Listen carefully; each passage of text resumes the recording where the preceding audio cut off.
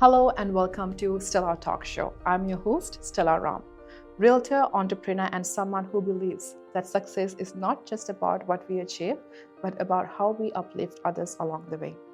On this show, we dive into meaningful conversations that inspire, educate, and empower. As a mother of a child diagnosed with autism at 3.5 years old, I understand firsthand the journey of navigating resources, advocating for support, and finding ways to create the best possible future for my child. That's why I am particularly excited about today's episode, which is releasing in time for World Autism Awareness Month.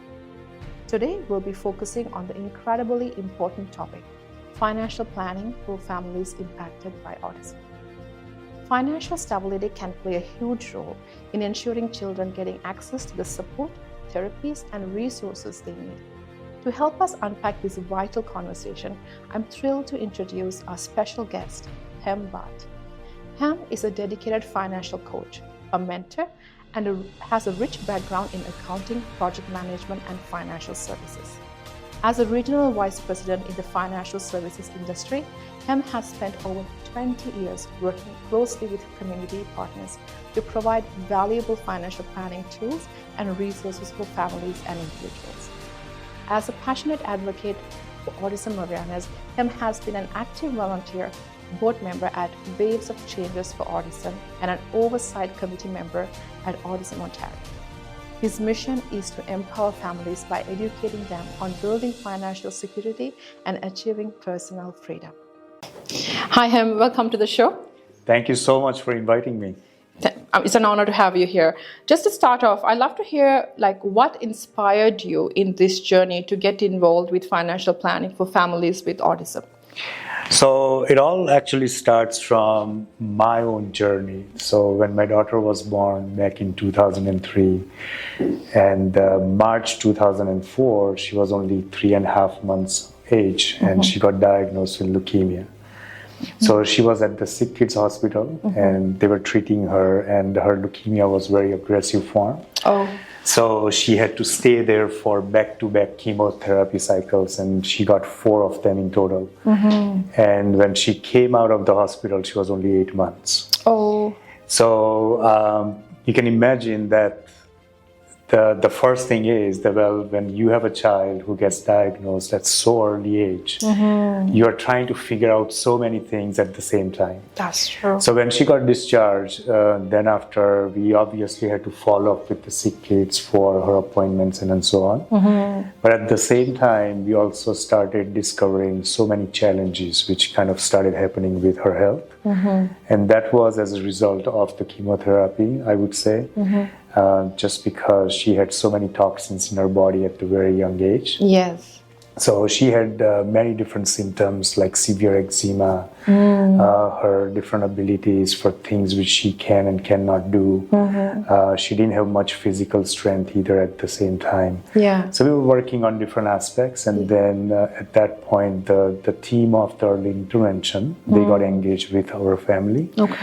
Because they wanted to make sure that all kind of support she should receive, she is receiving. And at the same time, when she was going to be 4, obviously it's there to make sure that the transition to the school was smooth as well at the same time.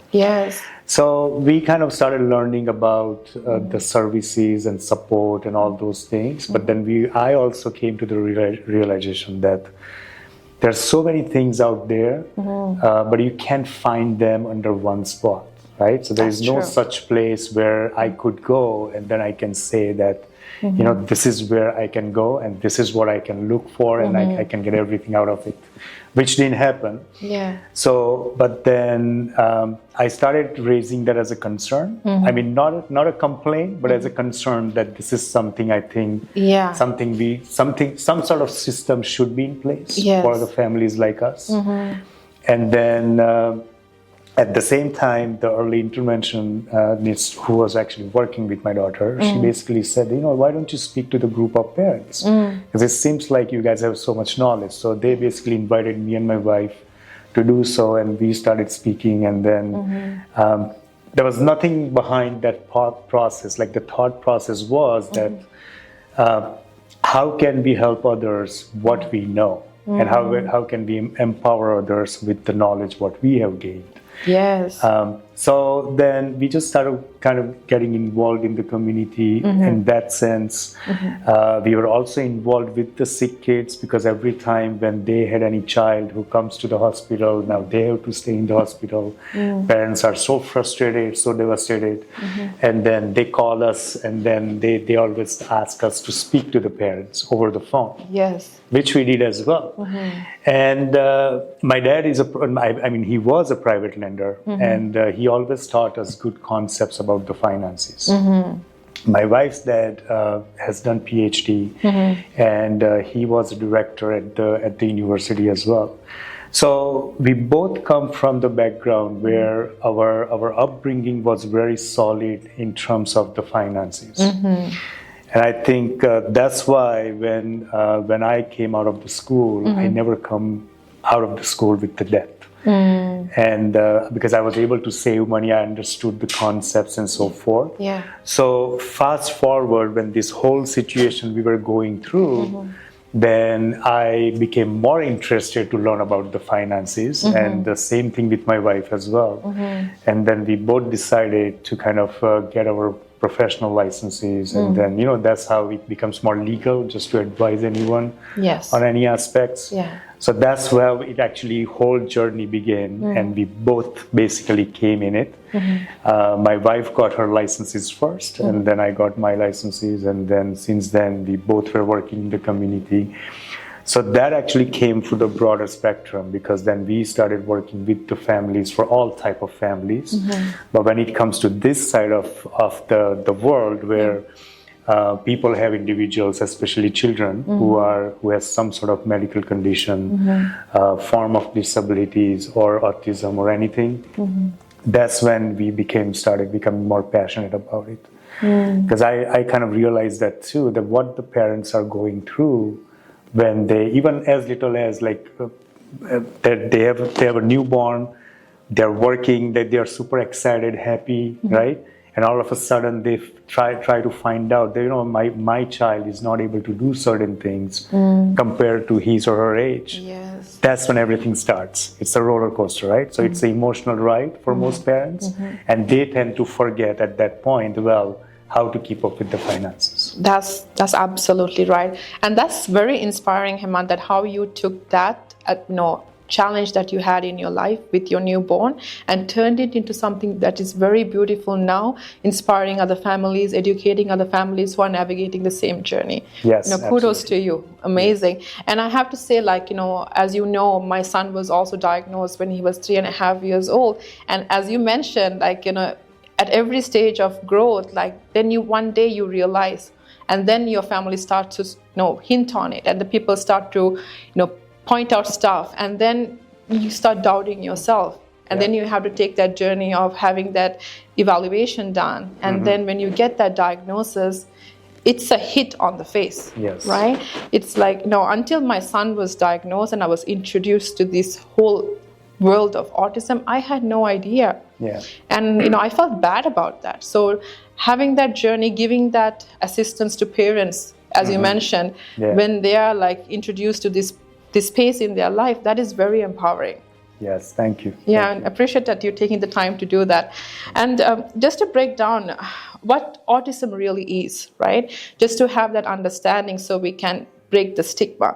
And why it's crucial for families to understand it from both emotional and financial prospect. What is your input there, Hemant? So I would say that what people need to know, in me, in the process working in the community, and also I'm a speaker at many different government agencies, and I provide my seminars and workshops and talks and all those things. I always tell parents about this, that when you hear about this diagnosis, I totally get it that you have no idea what it is, right? Because back then, if I just kind of share some numbers with you, if you go back to 2006, there was one child out of, I would say, 110 were diagnosed with autism, okay? Fast forward in 2021, we had almost 66, so one came out as an autism, right? Now as we speak, It is 1 out of 36. Oh, wow. So now obviously that number has grown and it has been increasing over the last many years, which is a concern globally, not just Canadian, right? But what I'm saying to you, still people don't know what it is. And I think most of the time, people don't take it seriously in a way that, well, how I should adopt this, how I should accept it. In my opinion, autism is nothing else, but it's just a neurological and developmental condition, which is a spectrum, which basically what happens with the individuals, that their ability to interact with people, ability to learn different things, right? And kind of those things, they have different challenges. Now, because I said it's a spectrum, every child is different when it comes to it. And many a times I had a conversation with parents about, don't compare your child who has an autism with someone else's child with autism, because you will not get anything out of it, because your child is unique. It's just like any other typical person, right? They're all different. We all have different abilities, different skills, different adaptability, level of understanding, learning, everything is different. Same rule applies with them, but then it becomes more challenging for them because they also struggle with the expression, right? So with the communication. So the way they receive information, the way they can express information is a little bit different. So I always tell parents, listen, what you need to do is in the early stage of your child, as soon as you get the diagnosis, you need to work with your children so carefully and so closely, because the first thing you need to do is you need to build the confidence in your child. Because they are struggling as is in certain areas. You don't want that to turn into depression. You don't want that to turn into something else where, you know what, oh, I don't know this and I can't open up about this. And there are different forms. Some individuals have mild autism, some have very aggressive form, some are high functioning, right? So they're all different labels it comes with. But at the end of the day, the parents are the biggest advocate of the child, because they are living with them and they can understand way more than anybody else. That's true. So regardless of what other people have to say, other people have to talk about your children, even at the school, when they start going into the school or start going out in the community, you have to be the biggest pillar of the confidence for them. It's an extension of it while they are still building it. Yeah, oh, that's true. That's true. That's absolutely right, Heman, because I went through that journey myself, like, you know, getting my kid into the school, I have to be his voice. I know the main reason I got into the parents community or parents committee in the school is because I wanted to be that voice who speaks out for these kids, not only my son, but anybody who's in the spectrum. Because right now, if you take a school, there's at least one kid in one classroom who's on the spectrum. And it's a huge thing that, you know, other kids understand why that kid is the way he or she is, accepting them for who they are, and building that friendships. They crave that, but they're not able to engage in. That is true. Right? So that is very inspiring. And I just want to also ask, like, you know, in the beginning for parents, it's always like the acceptance is a really hard part. But as early intervention is very important for the kid, early planning on the financial end is also very important for the parents to plan for a better future for that child. Right? So in that aspect, what are your advice or thoughts? I would say that think about the short term, mid term, and the long term, right? Because it's very important that when it comes to finances, there are 3 ways you have to look at it. There are certain things which you need immediate, and you need the finances for it, you need the funding for it. There are certain things that are mid-range, so that's something you're planning for, something which is you're expecting, something you're forecasting, and something, the third part is the long term. So long term means, well, it's almost when, let's say, you are aging as parents, you are going to retire, you're going to slow down, right? Parents will pass away. What happens to the child's financial future? So it comes in the phases, and then that's how families should look at it. So when I say short term, so let me just kind of break it down. Let me dissect into these 3 different ways. Short term means that, well, what is your child's need now and what can you get towards it? So what kind of support can you get from the community?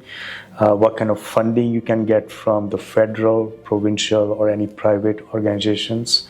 So though that's something is very important to navigate. And then depending on your child's age, depending on your family's income, that's how now it kind of narrows down, right? It's the short term. Yeah. The midterm is the combination of both.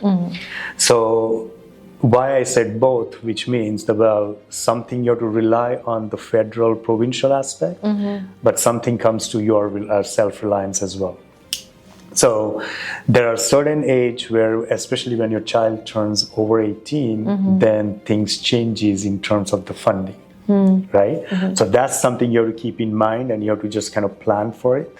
But at the same time, start putting few things aside for your children and considering what's available in terms of the grants and bonds, which comes in the form of that from the federal government, sometimes from the provincial and whatnot. So then that's how you kind of start creating that future. And then long term is how are you planning yourself in terms of the tax and estate planning? So you need to protect your family with the insurances. You need to protect your family by saving more money. Yeah. There are a couple of programs available by the government where you can just kind of open that up, and then you just start saving money for your child who is on a spectrum and start receiving grants and bonds. So in the event now when you slow down, one of the parents passes away, when both parents passes away, you are going to leave significant money behind. So your child will be taken care of financially. Yeah. Oh, that's amazing. Right? Yeah. Because you might have families, extended families, you might have close families or friends. They're ready to take care of your children when you're not able to or when you're not living, right? So what I'm saying is at that point, yes, they have a desire to do so, but they need money for it. Yeah, of course, of course. So that's why the planning is very important. Yeah. So that, as a parent of a child with autism, that is one of my biggest fears too. When I talk to my husband, that is a conversation that we actually get really drained out of. Yeah. Like, what's next for my son, right? Yes. So that planning, that is very important. And I believe the early on that you plan is the better the outcome is. That is true. Yeah. That's so correct. Yeah. So, and so in this, so what would you advise a family who has been diagnosed recently or newly diagnosed? Where should they start first, Hemant? Well, first they need to sit back and think about where they stand currently financially, right? And then the goal should be where they want to see themselves in 10, 15, 20, 30 years. So what I always talk about is it's almost like you're let's say you want to drive from here to California and you sit in your car. What do you do first? You look at GPS, you plug in the direction, and then you want to see, okay, how long it will take for you to get there? Yeah. Are there any detours, like if any construction or anything is happening? And because you want to get there on time, you don't want to get lost, right? So kind of that thing. So when it comes to finance, it's the same thing, that, well, yes, wherever you are today. You can't change that right in the moment. But if you have a plan to follow, then definitely that whole plan can get you where you want to get there. That's true, yeah. So that's the first thing they need to do. And then what we call in our industry is the financial needs analysis. So financial needs analysis is about like almost 15 pages document.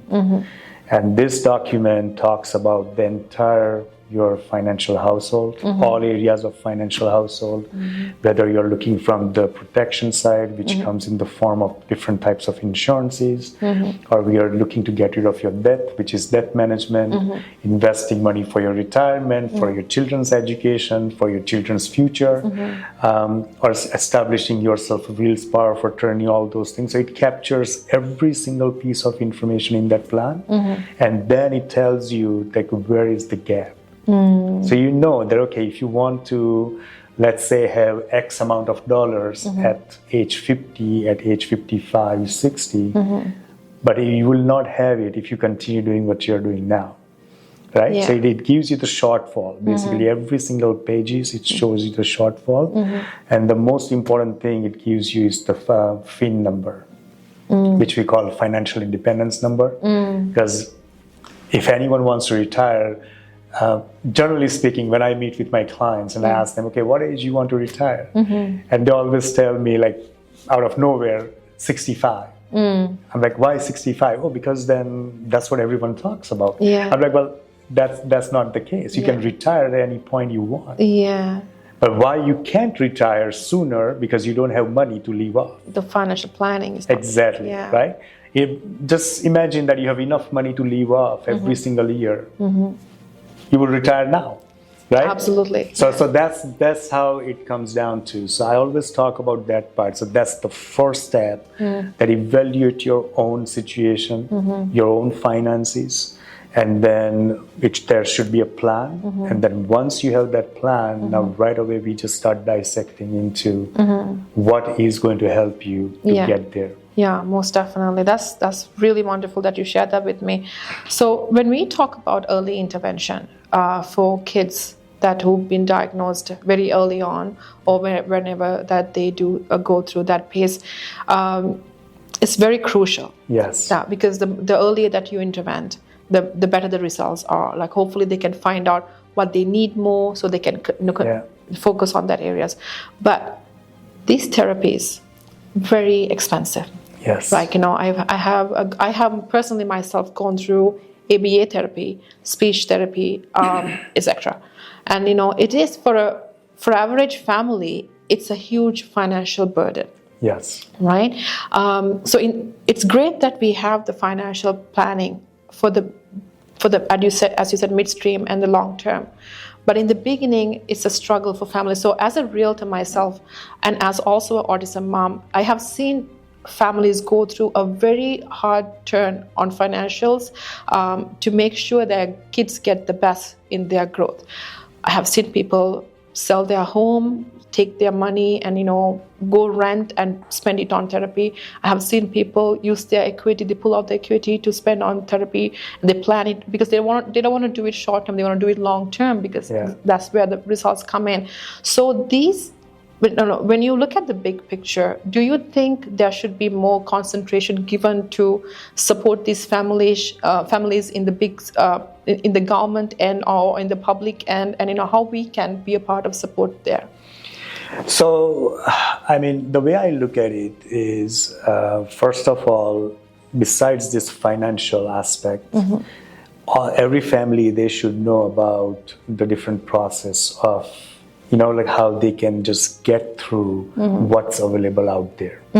So it all comes down to how well versed you will be in navigating those services. Yes. Right? It's very important. And again, like I said in the beginning, that the real challenge is that you can't find everything at one spot, right? Yes. So you have to really kind of go through like so many different things, so many different agencies, so many different maybe websites and all those. Yeah, it's overwhelming. It's very overwhelming. And then still people don't understand most of the time, okay, where to start or what can I do? And then even if they start, like there are many, many different services available. And I'll tell you, if you really understand it, then you have funding available for your child, because your child totally deserves it, right? Because it's for those services, for those situations. But until you don't step up and you don't look for it, government is not coming to you that, okay, you know what, hey, this is what your son has, your daughter has. Let me just kind of send a representative from the government and sit down with you and then make you understand everything. So I think that's why it is very important that we bring more awareness in the community by providing different ways of communication, different ways of activities, so people know more about it. I mean, what I do is when I meet with the families, the first thing I just kind of look through their overall situation. Some families I have seen that they both make good money. Some families I have seen that, well, maybe one of the parent has quit their job just because they can focus on the child. Like you mentioned, I have sat down with families who owned a home, they sold their house and now they have been renting so that they can afford to pay for those therapies. And then in many times I have seen that, well, they have children, more than one child who has autism or some sort of other disability. Yes. So not only they're struggling with one, but they're struggling with multiple children, right? So it all comes down to that. So once I do that, then I just help them navigate everything, because then I just narrow down everything based on their age factor, their income factor, their situation, finances, the size of the family. And then that's how now they can get through everything, what they really are entitled to. And that's how they become strong financially. So I would say in terms of the support side, there is still a lot of awareness required. Okay, there are still a lot of initiatives required by the government, by the community, and so forth. And that's why I think I became passionate about it more than I got involved in this non-profit charity, and because I understood, it is totally like worth doing it. And I just love doing it. I become more and more passionate about it day after day. And then all we do is we just go out in the community, and then we just do different activities. We raise funds, and we give it back to those families. Right? That's beautiful. There is no financial interest for any of us. It's just non-profit. So we just do it. Yeah. And then based on my involvement in the community, then I got involved now with Autism Ontario as well. And then that's how I just provide my expertise to them as well. That's amazing. That's amazing, Hem. That's very inspiring, and also it's beautiful that what you're doing with this charity that you're involved with. I want to also talk about the research. Like, do you have any insight or like experience working with this research in autism awareness and diagnosis? So I do, and there are many researches are done so far. If you go back 20 years ago, there wasn't that awareness in the community, or 30 years ago. There wasn't even much support. Like I said, even today we struggle to kind of bring that awareness. Now I would say though, like there are a lot of, compared to last 5-10 years, there are a lot of families, they're aware of it. Even though they do not have someone in the family. Now, because the numbers are increasing and rising by leaps and bounds, what's happening as well, that if someone who does not have a child in the family with autism, but they have someone in their family, like extended family. So maybe their brother or sister or their cousins, you know what I'm saying? Or maybe someone at the work or someone in the community. So there are families out there who knows at least one family, I can say with confidence, that who has a child with autism. So that is a good part. But at the same time, what they don't understand is what it takes to raise a child who has an autism. Yes. And from both aspects, like physically, how involved, like you have to get involved with the child's development, financially, emotionally. So that part is missing still. And I remember that if there are children, let's say if I think of like 10 years ago, 15 years ago, and they go out in the community, like quite a few times I noticed that people kind of look at those children, they keep noticing those children. Not that they just want to do it, but they couldn't understand what's going why on, this child is behaving like this, right? Or why this child is interacting like this, and so on. But now it has become so normal.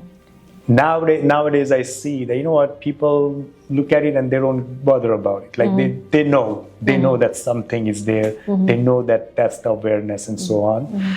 So the research has done a great job in bringing that awareness, I would say, because there are a lot of things in the news as well, like in the local news, in the national news, and then nowadays like people are so savvy with internet as well, so they find the information. But there are a lot of researches happening even at the university levels too, that not just the government is doing it, a lot of universities are doing the research from the psychological standpoint, from the behavior standpoint, and so on. And they are coming up with studies and so on. But I think there's a lot of work needs to be done still.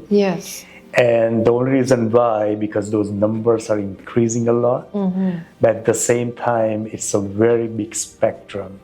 So to understand that spectrum, it takes a lot. So it takes a lot of time. Yeah, most definitely. I just want to put my thoughts into this as well, because I have a child with autism, and when you talk about that support and awareness, it is great that, as you mentioned, now the community is more aware about hey, okay, maybe that's what's going on with that child. But when you look at closed doors inside the house, in a family that's raising a child with autism, it affects every single individual in the family. Yes. Including the siblings. Siblings, that's what I was going to say. Yeah, so I have a daughter who's 9 years old, and she always wanted a sibling. And then she went through a phase that she's trying to understand why my son was different. Mommy, why is he not playing with me? Why is he not responding to me? Like, why wouldn't he turn when I call his name? So these things I had to actually sit down and explain to my daughter. Yes. It is a challenging, I think it's physically, mentally, and also emotionally. Yeah.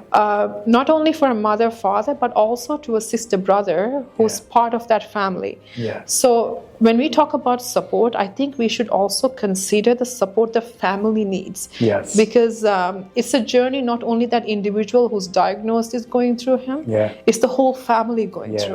It's a huge learning curve. And because she's a kid too, the fact of understanding and remembering why my brother is different is a huge leap. Yes. And when I'm dropping them at school, I had to tell my daughter, Anaika, just make sure that you keep an eye on your brother. She's like, why? He's fine. I'm like, I know he's fine, but just keep an eye on him. If you see him, just go say hello to him, right? So it's just it's a huge learning curve, a lot of emotions involved, a lot of conversations needs to happen. So I believe that support has to come from a high end. Yeah.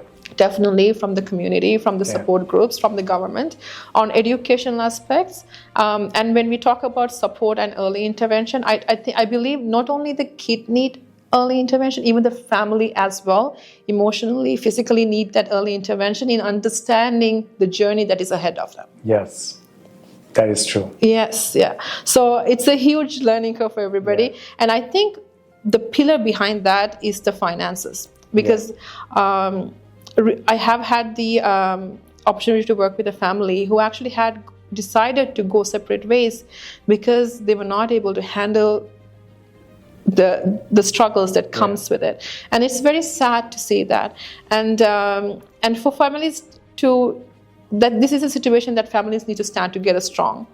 And it is hard, and I don't blame anybody. So I believe with proper support from the areas that they can receive, they can strengthen those families' foundation a little bit more. That is true. To go forward, yes. So financials is one of the biggest things because, end of the day, you try to thrive through your emotions, your stigma, your understanding. But once the financial pillar is not strong enough, then it affects it furthermore. Yes. Right. So when it comes to early planning and early, understanding where to turn to, Hemant, can you please touch on a few things as to, hey, once you get the diagnosis, these are the first steps that you need to do. Okay. So, again, going back to your point before I get to what you just asked me is, what I have also come to know that I have many clients who actually are my clients and then they got separated just because of this, right? Now, in the end, it's not the child who is with autism suffers, but also the siblings also, right? And also I always tell them that, all you need to understand, just by separating your ways, it's not going to just do any better than what it is, right? So I think that's what people need to know. And financial stress you talked about, that is the number one stress for everything, even for the people's health. Yes. Right? People have more health issues, and if you really kind of link that to how it started and what it is and what not, the number one reason, it's based on the stats, right? These are not my facts. Yeah. So it's based on the stats. It's the number one reason that people have all these different health challenges too. So that's why the financial component is very important. So early intervention, like I said, first of all, you are, and this is my advice to all the parents, that you have to be the biggest advocate for your child from very beginning. Because if you don't support, and if you're emotionally drained, and if you can't think straight and whatnot, it is not going to go anywhere, and your child is going to suffer in the end. So that's my take on it. That I tell every parents all the time that that's the first thing. Like, put yourself together, like sort yourself, like go sort it, right? That's what it is. That's number one. Number two is now find out what are the resources available. So, and it's not just the financial resources. The resources in the community in terms of support. You just talked about the sibling, right? There are many different groups. They run sibling groups. So what they do is they run this as an education. So all these siblings, they come in a group, and then there is an educator. And then what they do is they basically make them understand what is autism. How should you see your brother or sister? And how you can support your brother and sister, and not only that, how you can support your parents, right? Because like you said, that's the age. They don't get it. They don't understand. Like, why he's not doing this, why he's not looking at me, right? Or something like that. So, and I understand that. So that's what it comes down to. And that's why people need to find out the resources, what's available, go out in the community. Many a times parents don't. Yes. Right? So go out in the community, see that what other people are doing, because you always learn from others. Okay? Regardless of what level you are at in your life, whether on a personal level, professional level, or spiritual level, you can always find somebody. You can always learn from something from somebody, right? So I always tell people, like, put yourself out the community and see what's out there. And then also find an expert to work with. Sure. So someone who has the best interest in you, find an expert. And then also all these processes, I will also say that they're not easy to go through in terms of applying for funding and provincial and federal. And there's many of them, they have wait period for 2 years, 3 years, and so you become more frustrated. Quite a few times they get rejected, or their application gets declined. Now they don't know what to do with it, right? So there is an appeal process, but then you have to just kind of go after it. So that's what it comes down to in the early intervention. Also start looking for the schools. Even though your child is not at that age yet, start looking in the schools in the neighborhood and see which school has what model. And then based on that model, you can decide, okay, this is what my son is or my daughter is. And based on his or her personality, what's the best fit? Not because someone says to you, okay, you know what, this school is great, which is ABC, but that ABC is not for you, not for your child. Right? You might have to go to XYZ. So that's what it is. That's what it's come down to. So these are the different steps which I would say they should take very beginning. And more importantly, like I said, that just be a close friend with your child, understand your child, see what the strengths are, what the challenges are, and then keep working on it. Try your best to engage your child based on the strengths aspect, like what he or she is good at. Maybe he or she likes painting or music, or any other like physical activity. Start getting them involved, because this is the way you can just instill so much confidence in them. So regardless of what challenges they have, maybe let's say they don't have enough expressive language, but because of this confidence, they know that what they stand for and what they can do and cannot do. Exactly. Right. Treating them the same way as you treat another person, exactly. Right? Without seeing that difference. It's when you're telling me, like, I'm picturing I'm thinking about my son, and I have to tell you, he surprises me every day. Yes. Right. He's 6 years old. He played the piano when he was 3. And out of the blue, like, I don't know how he knows the keys. Yes. Right. These kids are, I know they have some challenges, but these kids are very, very gifted. Yes. They have their own, gifts that I really can't express that in words. Every day you see them like taking that milestones, surprising you in many ways. My son reads and writes the Russian alphabet. I believe he learned it off YouTube, but I have nothing to do with it. One day the school called me and it's like, do you have a Russian bag? I'm like, no.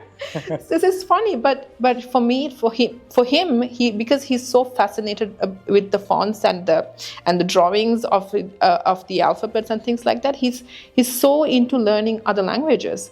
And it's amazing. Like, the journey is amazing. So when he was first diagnosed, he was 3.5 years old. He was diagnosed as nonverbal high functioning. He's no longer considered nonverbal because he does speak, but in his own way when he really wants to talk. Right? So they go through that evolution. And I believe it's also because us as parents, we continue to speak to him.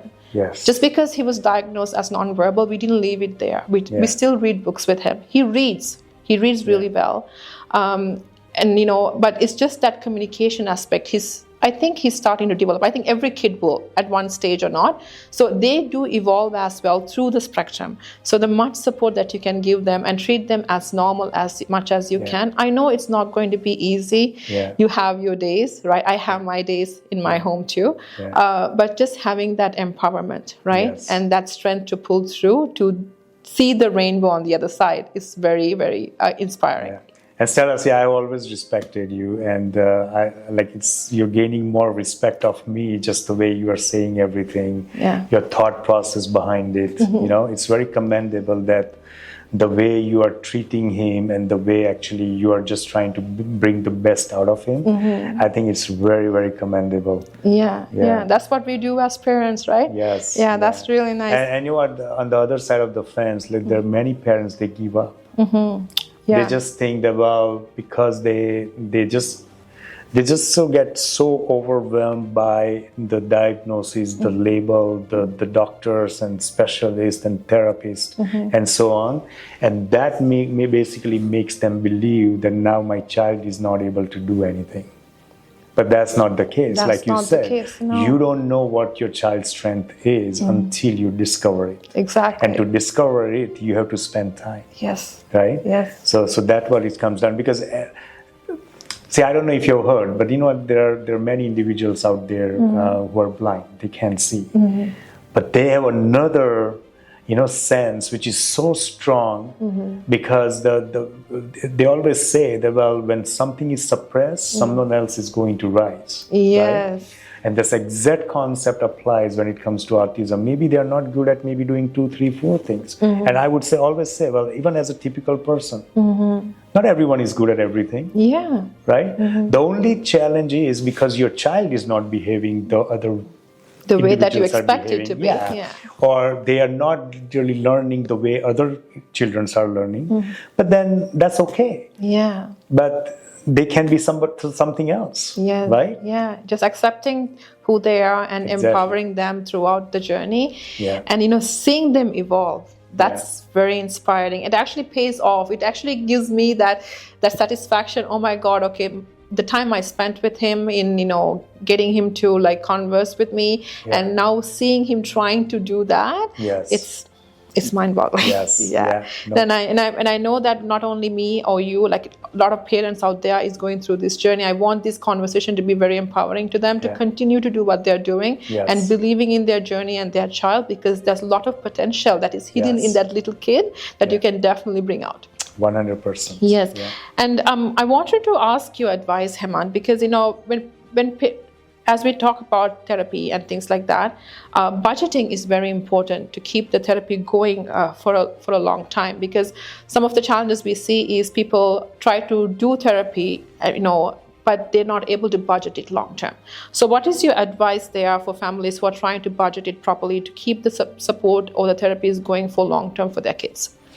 So I always say this, that when it comes to that aspect, the budgeting skills, both parents should be on the board. not just one or the other, right? And that's another experience I've gone through in working with different families. Yes.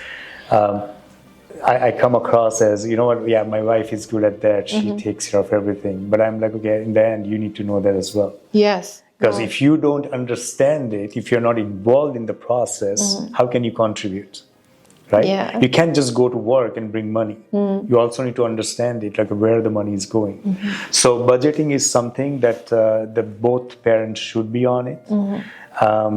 And budgeting is, like you said, it's important, but what I always say, budgeting is necessary. Yeah. Okay, and it requires discipline. So there should be some form of format you need to follow.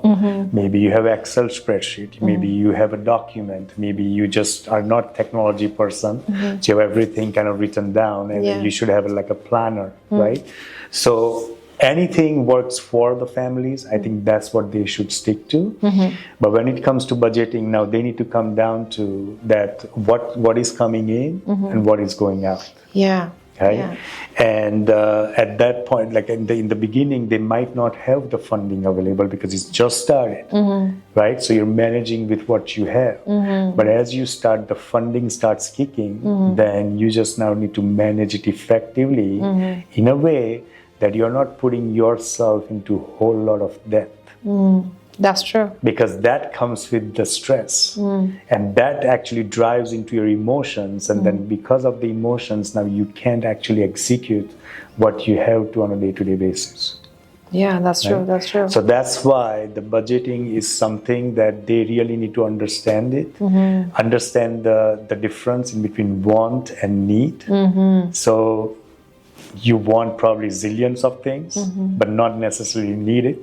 So then differentiate, there is a fine line, and people need to understand that aspect as well. And then also, like I said, that think about the short term, mid term, long term, and that will really make you understand not just now, even for your future. For the future. And it is all about, like it's just kind of making yourself familiarized with it. Like anything new which you want to implement in our life, you're always uncomfortable, right? It's a human being nature, right? So whether you want to ride a bike, let's say the first time as a child when you wanted to ride a bike, like you were a little bit scared, whatever it is, right? It's no matter what else you have done, the first time ever in your life, you're a little bit, I shouldn't say skeptical. It's not about that. It's just the comfort level because you have never done it. So that's why you don't want to do it. We were just giving a second thought, kind of those things, right? Yeah. So I think that's what people need to do, that once they are on track with the budgeting, it becomes the second nature. Yes. And it just goes on autopilot. And that's how you think, that's how you do things. And now you're completely fine with everything. You don't have to compromise anything just because now you've learned that how to make it happen. And at the same time, you don't lose anything out of it. Yes, yes, right? Yeah. That's amazing. So that's the budgeting part. And then, like I said, that people need to, first, they need to put their financial house together, right? And I always say this, that let's say if you're a builder, because you're in real estate, so you can relate to this. You're a builder and you're building homes, okay? And I'm as a client, I just walk in and I say to you, Stella, can I buy a house? You can say, absolutely. Yeah, we can buy whatever, we have different plans, whatever it is. And then I would say, okay, so I really love my kitchen because I love to cook. I love my family room because I like watching TV with my family. I love watching sports, whatever, right? Can you build that first? That is my question to you, right? What would you say to me? You can build that first. There has to be a foundation. Right? So without the solid and crack-free foundation, nothing else matters what you like. Yes. Right? Yes. That has to be solid, and then you can just put whatever else you want to put up, and then that's going to sustain for a number of years. Yes. Right? So that's what it comes down to when it comes to financial house, is the foundation for the financial house is the protection. You need to protect the income while you're alive and while you're gone. Okay? So that comes in the form of the insurances. Then also, people need to understand that, okay, we need to prepare wheels and power of attorney. Can I tell you how many families they don't have it? Oh yeah, many. So many of them, Many. they do not have wheels and power of attorney. But they know they need it. They need it, Yeah, right? yeah. But they never got around it, or maybe they never thought that it's important, or get it done now mentality, right? But when it comes to the children with any form of disability, including autism, they must have wheels and power of attorney. Okay, because we just kind of design that in a way that we create with the hands and trust. Right? It is very important that you have that already built into your wheel and power of attorney, because that is built for the child who has that disability, and it's very important. Yes, right? yes. And then it comes down to the debt management. So debt management, there are different skills they can learn, and how they can pay off their debt quicker, sooner, without piling up more debt, right? So there are strategies which they can implement, and then also they need to learn how to save money for retirement, because like I said, at some point, they are going to retire. Yes. They have to stop working. Because physically and medically you are not supported at that point. So even though you want to as much as, you can't, right? Yes. So that's what it comes down to. And then if you have siblings, that child has siblings, then obviously you want to think about that those children as well, right? Yes. That for their education, for their other future aspects and so forth. So that's what it comes down to. That's the first step I think people need to know. Yes. When it comes to their finances Financial as a plan. foundation. Most definitely. Yeah. No, that's very important topics that you touched there, and it's very crucial that everybody start thinking about that and act according to it as soon as they can. And sorry, one thing I want to add in it, that all comes with the financial literacy.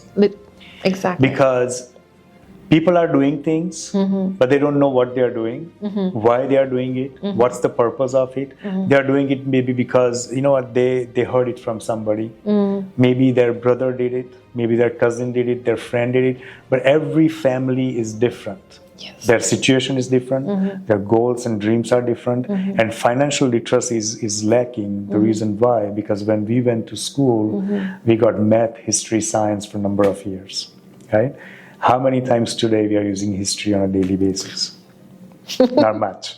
But when it comes to money, we deal with money every single day. Yes, yes, right? yes. But imagine that if we learn about finances, about those rules, principles, concepts, strategies in school for, let's say, 4, 5, 6 years in a row. Oh my God. How well equipped you are. Like when you go to university, college, you understand the concept. Yes. When you come out, you don't have debt. Yes. Currently, based on the stats, 85% of students, they come out of a university with a debt. Yeah. 85% of them. Yeah, and they take many years to pay it back.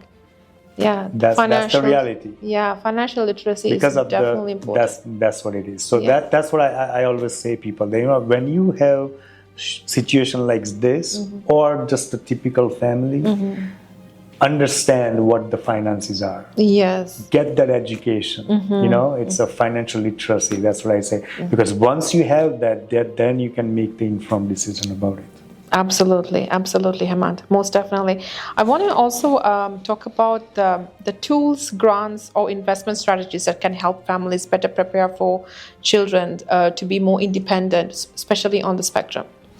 So it comes in 3 forms, I would say. You can divide that into 3 forms, the provincial, the federal, and the private. Okay. So there are many programs at those 3 levels you can find, where those programs basically just kind of gives you an idea that, okay, what's for your children, right? In terms of the funding, the resources, the tools, and everything, and the services. So when it comes to that, like I said, let me just talk about one powerful tool, which is by the federal government, which was introduced back in 2008.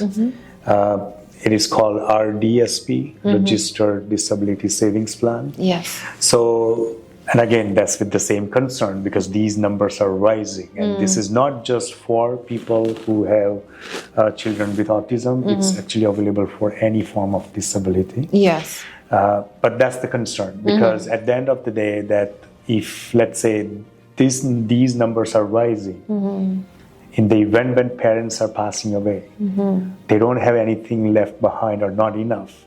Whose responsibility is that? That's the government, right? So that's why they came up with this back in 2008.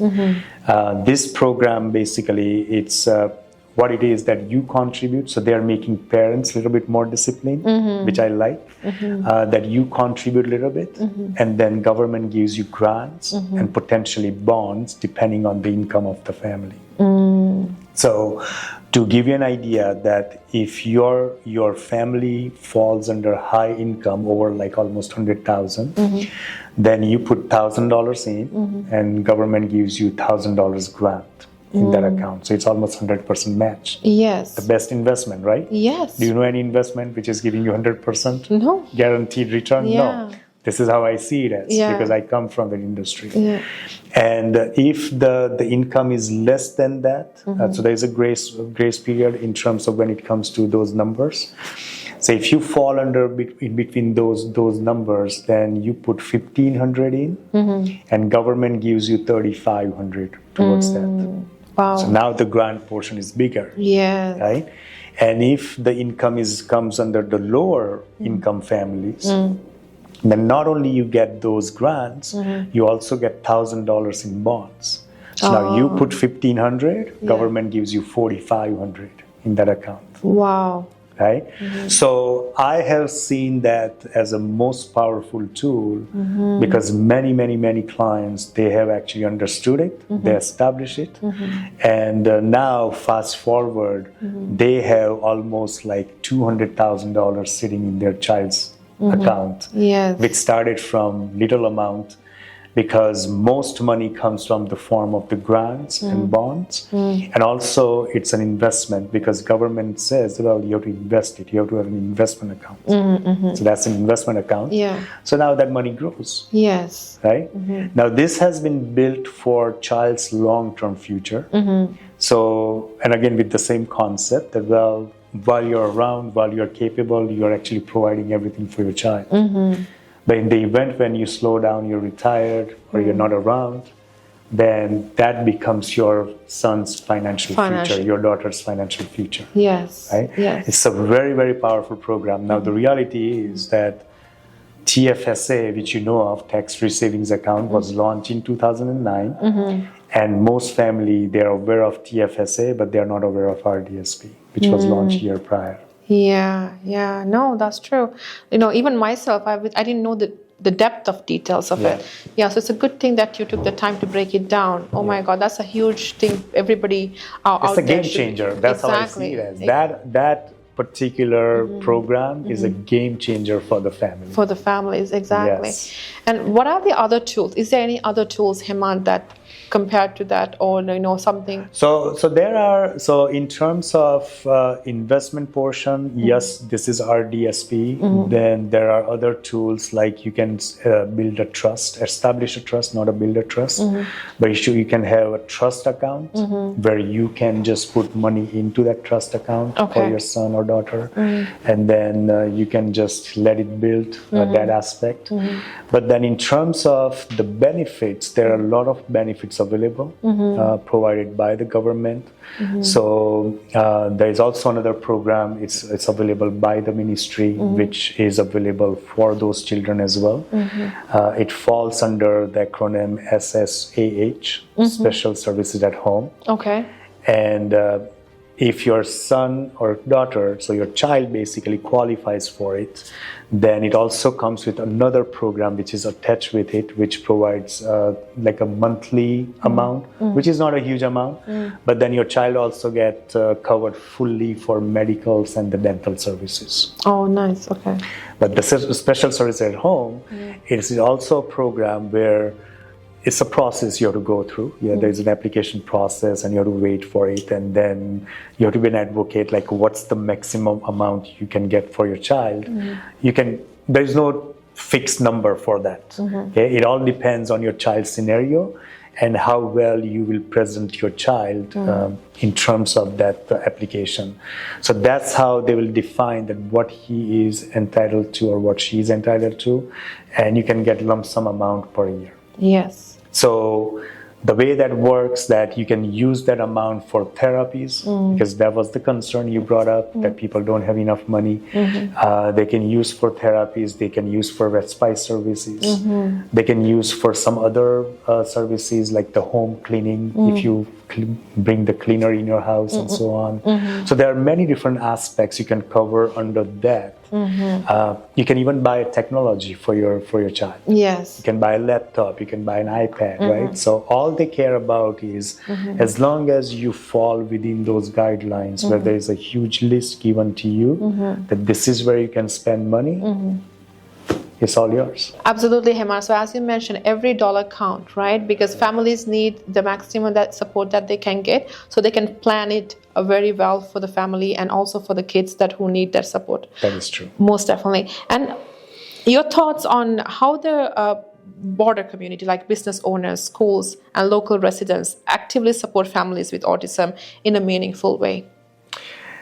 So there are various ways they can actually do it. They can have their physical involvement in the activities, in the groups, in the programs, like the way I am actually contributing into this non-profit charity, right? So just become the ambassador of something, right? Some sort of activity which can bring more awareness and which can bring, more. It's more inclusiveness, I would always say, that, people need to feel about it, like families especially, because many families, they also think that because my child has an autism, like they are not accepting my family because the way they actually think about my family, think about my child, whatever it is. But I think that's why, even though you don't have anyone in the family, you should be physically involved in the family. Number two is for business owners, I would say that what they should consider doing is they should actually start raising funds or start giving back to the community. There are just like our charity, non-profit charity, there are other charities out there. Yes. And they don't have to just stick to one charity. There's no belief system, right? It's all about, you're just doing this for a good cause. That's what it is. So just give something back to the community, or maybe just do activities at your work, I would say. Building awareness. Exactly. Do like little things like pizza slice sales and whatever it is, right? Something, whatever little activities you do, raise some funds, give it back, because every dollar counts for these families. Exactly. Right? And also they can give lump sum donations as well to the charities. That, okay, you know what, we don't want to do any activities in our business or at our premises, our facility, but we would like to contribute into other charities. So we can give lump sum. Yes. These charities, like I said, our charity, we have 3 different major events which happens every year, besides small events to raise funds. And there are many business owners. They come out without any other interest. Just give us the fund. They sponsor. They sponsor for little things, and then that's what I think the business owners can do as well. Yes. Because it goes a long way, right? Exactly. So, apart from all these big pillars giving the support that these families deserve, the communities that, as Waves of Change for Autism, they're doing an amazing job giving back as much as they can with all these sponsorships that they're receiving. And, as much as individuals in the community, if we can be a part of that, I think that will be really inspiring, and also uplift and empower these families to be there and, empower their kids to grow into the best version of themselves. That's right. Yeah, most definitely. And before I end the conversation, Hemant, if you could share one powerful message with the border community that we live in, and also with the government about the families impacted with autism, what would that be? I would say that it always goes back to the available resources for the family, available services to the family. I think the system should be more easier. it should be more, the process it's like a normal process, rather than families take it as, I don't have enough support, I went through this and I didn't get what I want, or nobody knows what I'm doing, or they can just understand me, kind of those things. So I think they should have a system in place where everyone feel that there is an inclusiveness in the process. There is accessibility in the process, right? So accessibility, it comes down to how accessible everything is. Yes. Like I said, there are services available out there. Parents apply for it and they have to just wait. It's like a waiting game. Like they're waiting. They have been waiting for 2 years, 3 years, and so on. Especially there is a program by the government. It's called OAP, right? So Ontario Autism Program, where they actually give funds to the families. And the way that program has been designed, that when your child is until 6 years of age, you get a very high amount of funds. But the reality is that most families, they pass the 6 years age because they have been waiting in the waiting game. And now they qualify, but the child is over 6 years age. Yeah, and right? they don't get what they were supposed to get. Right. So that system, I always say that, there has to be something in place. And it's not only that what's available in terms of the services, but also the service providers. I think there is also a shortage in terms of, and that's why there is a waiting period, right? Because there are so many things which comes in, it's flooded in the system, but there is not enough support behind the scene to kind of fulfill those requirements. Yes. So that's my message, that how it can be done or how it can be improved. And accessibility, I think, huge. It's people don't know how to access services. Yes. Because there are many, many different agencies out there. Every agency's goal is different. Their service is different. And therefore, they are just focused on that and they don't know anything else about any other.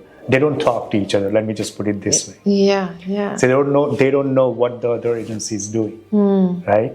So I think there should be a hub. And that hub should be something like any parents, they want any sort of information, they just go to the hub and anything they need should be in there. Then they can just kind of get redirected to, this is where you should go and this is where you can get what you're entitled to. That's amazing. If there is a hub like that, I would have saved, I would say months of research finding where I should turn to when my son was first diagnosed. So I think that would be a very good resource to have, because, as we discussed, like, families don't know where to turn to. They get the diagnosis and go home, and what next? Right? So having that guidance, that one place that they can go and access all these resources and knowledge as to how they should plan and what is available to them, that is going to be very empowering.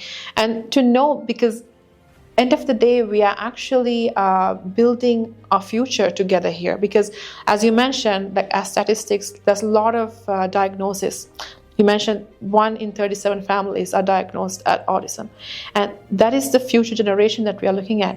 And we are parents to that future generation. So as much as we can empower, organize, and support them as a community, as parents, as families, that's going to be the result that we're going to see in the future. That is true. And that's why I do a lot of seminars to these government agencies, for the staff, for the parents, just to bring more awareness, right? And not just awareness about what is autism. I think now people need more help with what's after. Exactly. Right? So that's what they need the help with. So I expand on many a times in different seminars, like different tools and resources, how to navigate the system, different programs like RDSPs and ODSPs and special services at home. And there are many other bunch of programs. And I think that gives me the fulfillment of, this is something for the great cause, for sure. And it's always about, when you're blessed, why can't you bless somebody else? right? That's inspiring, Hema. Thank you very much for sharing your insights with us.